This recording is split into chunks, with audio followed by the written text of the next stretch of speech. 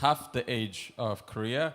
But not just that, in 27 years from now, the median age is expected to be 25. So it will continue to be the youngest population in the whole world.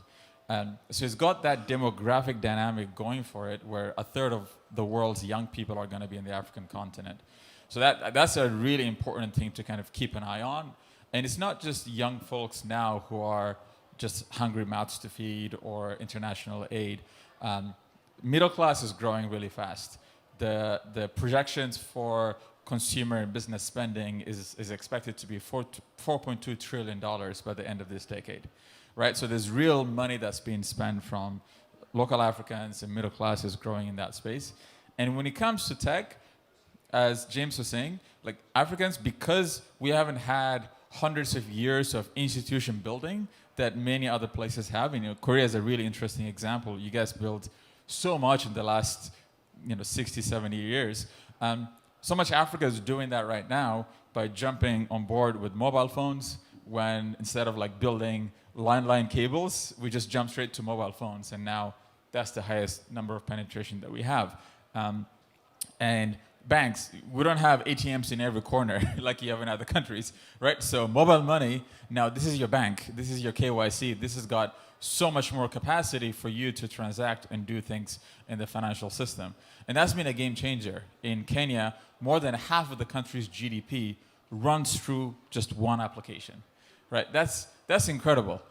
So there's that sort of first adopter mindset when new technologies arise, but traditional tech reaches a ceiling. Because again, when Africa is 54 countries, right? So if you're doing something that crosses one of those borders, you run into the global financial system, access to dollars, the payment systems that we have with SWIFT and all of that. Those are amazing tools, but they're not made for Africa. Because if you're trying to send $50, $100, you're spending 10, 20% of that just on fees alone, right? Africa is not a subscription-based economy. It's pay as you go, and it's a lot of micropayments. So the primitives of Web 2 are not set up sort of for the next chapter of where the African economy wants to go. And that's where crypto makes so much more sense.